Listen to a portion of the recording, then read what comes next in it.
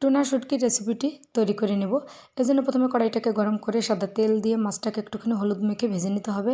আর এই লবণাক্ত মাছটাতে কিন্তু নুন একদমই দেওয়া যাবে না, সমুদ্রের মাছে কিন্তু খুবই নুন থাকে, তাই এটার মধ্যেও নুন দেওয়া ছিল। যাক, ভেজে নামিয়ে নিয়েছি। এবারে কড়াইতে সর্ষের তেল দিয়ে ফোড়নে শুকনো লঙ্কা, গোটা জিরে, কারি পাতা ও পেঁয়াজ দিয়ে একটুখানি নাড়াচাড়া করে নেব। এবারে একটুখানি হলুদ গুঁড়ো আর একটু নুন দিয়ে দেবো, এতে করে চটজলদি পেঁয়াজটা নরম হয়ে যাবে, কালারটা সুন্দর আসবে। একটা টমেটো দিয়ে কষিয়ে নিয়েছি। এবার আদা রসুন জিরে ধনে বাটার পেস্টটা দিয়ে দেবো, আর দিয়ে দেবো লঙ্কার গুঁড়ো দিয়ে খুব ভালো করে একটু কষিয়ে নেব জল দিয়ে। তেলটা ছেড়ে দিলে মশলার থেকে এবারে বেগুনটা দিয়ে দেবো। আর যে কোনো শুটকি মাছ বেগুন দিয়ে ঝোল করলে কিন্তু খেতে বেশি ভালো লাগে।